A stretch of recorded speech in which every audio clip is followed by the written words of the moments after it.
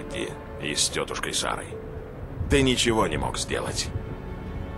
Столько лет вместе, а я ему так и не сказал, что друга лучше него и быть не может. Знаешь, я собираюсь переехать к сестре и детям. За детьми все-таки нужно присматривать.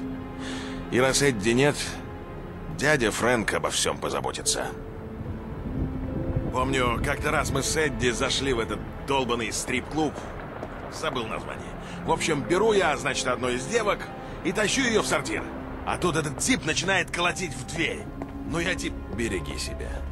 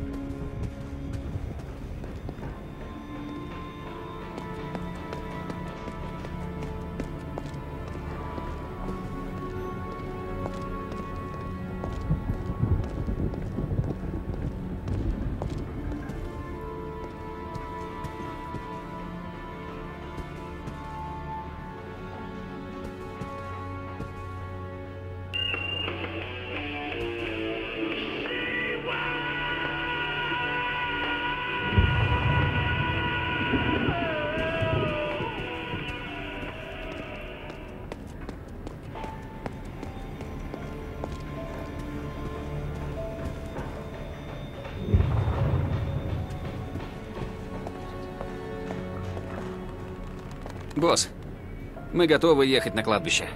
Только скажи и тронемся.